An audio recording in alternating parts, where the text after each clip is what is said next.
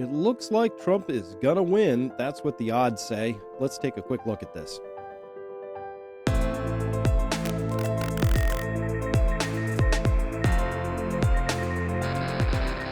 Hello, everyone. Dr. Chris Martinson here. Let's take a quick look at the Trump election odds. By the way, tomorrow on Election Day, if you're watching this the day before Election Day being Tuesday, November 5th, I'm going to be doing a live cast. Me and Evie, starting at 7 o'clock Eastern. We're just going to sit down, watch this stuff come in, be reacting to it, because, of course, a lot could really change very quickly depending on the outcome of this particular election. I know, they always say this one's the most important one, but this one is kind of the most important one. What a clear difference. And of course, I'm somebody who's been on the wrong side for too long, of censorship, of gaslighting, of being gaslit, censored, all of that stuff, of being really made to feel like I am hated by my own government for daring to, and of course, the government's big media apparatchiks, right? The system of big media, big government has really hated anybody who has been on the side of saying, hey, I can think for myself. Let me make a decision about this. Let me decide what this information tells me. And by the way, coming up with a narrative different from the one that they want to tell. So that's the whole thing with a totalitarian government. I honestly believe that's the difference this time, is between a totalitarian government and a not totalitarian government. And hey, maybe the not totalitarian government still ends up there eventually, but everything that Kamala Harris and her crew do is really in service of totalitarianism. I've just done a new interview with Matthias Desmet, and he is the author and a psychologist from Denmark, who talks about mass formation. Hey, this totalitarian mindset is live and well here in America and spreading across Europe as well. And we've got to do everything we can to stop it. And I know the people who are caught up in it don't see it that way, but we've got to help them understand what they are really doing, because this is bad. Could get really bad. So let's start with the data that we do have. Here we see that with 1 day to go, here again, this is on November 4th, and I'm recording this at about 5 o'clock. Oh, you can see it right down there, 5:05. The Trump odds are surging in something called poly market.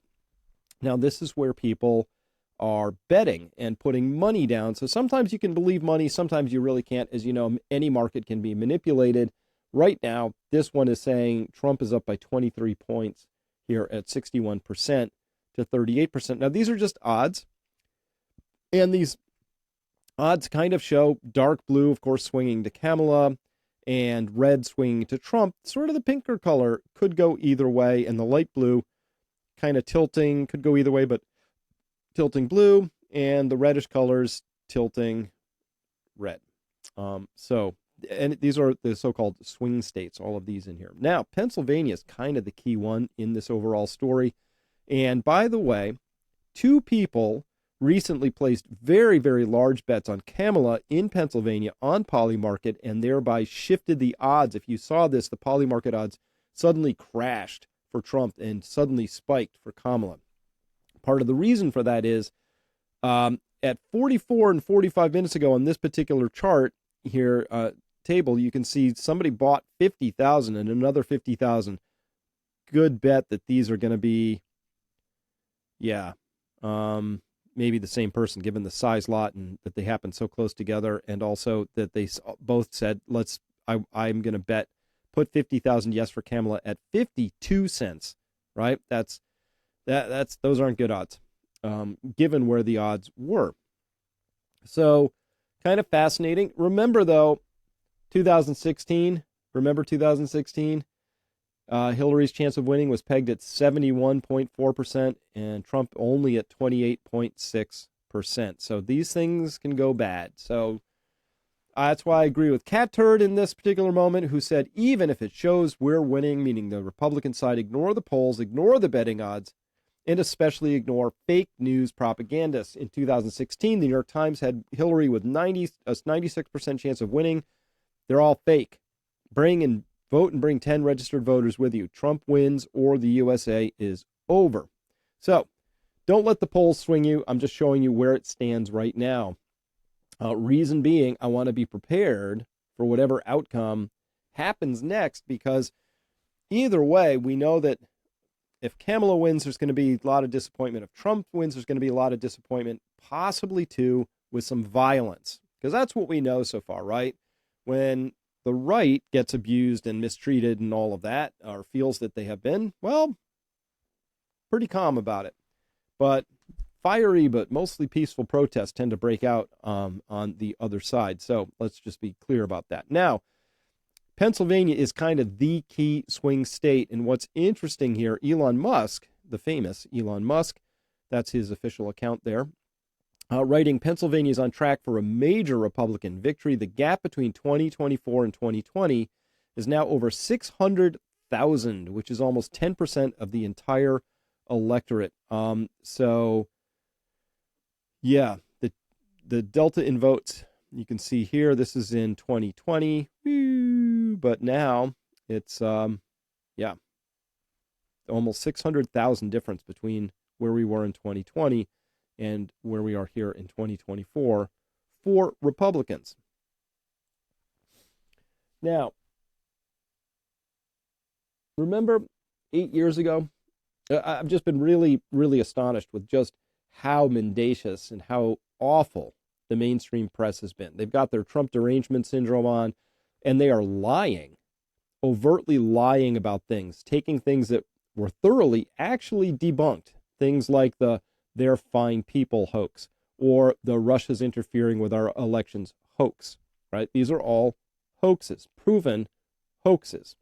And so they still keep taking them out and trying them out and retreading them, or there's the whole thing about the garbage issue that happened. And of course, there's anything that might have happened with Trump's statements around Liz Cheney and whether or not, what he really said was she's a chicken hawk and maybe she should go into one of these wars that she's so eager to send other people to fight and die in. Maybe that would change her perspective.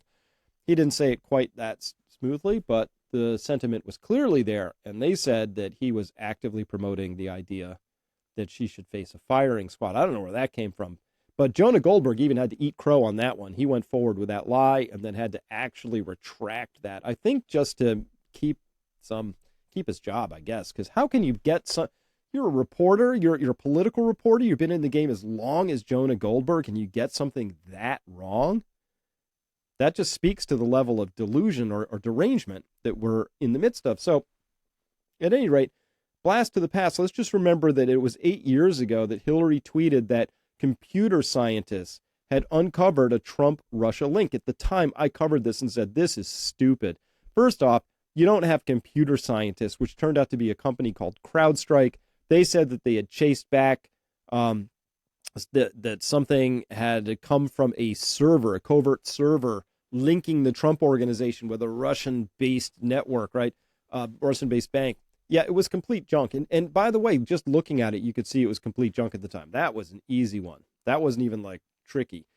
But they went forward with it. They tweeted it out. By the way, that tweet is still up. This never gets tagged as misinformation. Nobody fact checks this from the AP or from NewsGuard or from the Trusted News Initiative or any of those other odious, horrifyingly bad, terrible, no good organizations, all of whom need to go out of business because they are not just bad at their jobs, they're oppositely good at their jobs, meaning whatever they tell you is disinformation probably has a kernel of truth, and the stuff they completely ignore turns out to be total rubbish. That's who they are. I don't know how they sleep at night, these people. I really do not have no clue how they go forward with that. So, well, at any rate, let's tell you what. I'm going to call it there out here on YouTube because I got a few other things I got to say back with my tribe, and I'm going to save the rest for them. Because as you know, we're going to face heavy censorship around this stuff, but we have to talk about still some of the other things that are going to, listen, this is going to be not just one of the most contested elections, but also one of the most corrupt, or at least we're going to see more of the corruption in real time. Plenty of corruption last time too. This time we're going to see much more of it.